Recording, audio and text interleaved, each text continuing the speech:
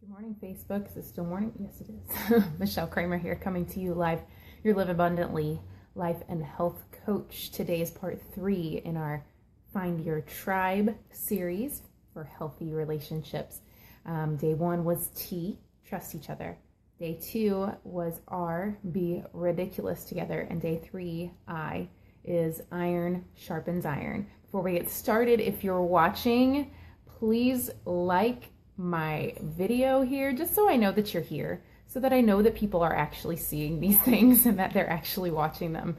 So just give me a thumbs up or maybe even a love, because it gives me little flutteries when you do that. It's very satisfying. So please let me know that you're watching. Okay, and today iron sharpens iron. So this is based upon Proverbs 27:17, which I'm going to read here in the New King James. It is, "As iron sharpens iron, so a man sharpens the countenance of his friend." And I want to kind of touch on how that can look. One of the things that I've learned through some difficult journeys with friendships is that when you are close, you should be able to help each other grow and to strengthen each other. By the way, I wanted to mention my mess back here. We have a Facebook auction for On Angels Wings going live tomorrow. So there's a little plug. So I'm getting stuff together. So sorry about the mess. Anyway, okay. So the lesson that I learned particularly was I had mentioned before that I had a couple of friends that I was really, really close to, and we spent a lot of time together, and our kids were growing up together, and for years we were inseparable, the three of us. And it kind of all went downhill when I confronted one of them. She was making some difficult life choices that weren't really in line with what I knew she wanted for her life and what the Lord wanted for her life. And I prayed about it for several days, and I went to her in love and grace and kindness, but she did not receive it that way. And that's kind of what I want to touch on. When you have your tribe, when you have that core group of people outside of your family that you know you can depend on, you should be able to go to each other with kindness, love, and grace when there's something you're concerned about, and show them, hey, I love you and I'm concerned about you, and I'm not sure where you're going with these decisions. Help me understand. And that's the key element when you're approaching a friend in that kind of situation, and you are being that iron, that you're helping to sharpen them and find their best them. You have to pray about it or whatever. You have to seek some time, and then you have to go in with questions and with an open heart.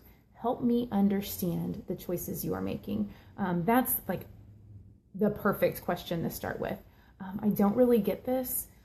It doesn't really align with who I know you to be. So help me understand why you're making this choice. How do you think God would feel about the choice that you're making right now? Don't come in judging. I don't like this. I don't like what you're doing. This is not you. What is going on? That's judging, and that's going to immediately put them in a defensive position. You want to go in again with kindness, love, and grace, and make sure that they understand that you love them and that all you want is the best for them. So you just want to understand what's going on. You're helping them to process. You're helping them to think through their decision. And you let them know, hey, you know what? I'm here for you. Whatever you decide, wherever you go with this, I'm here for you. I'm your friend unconditionally.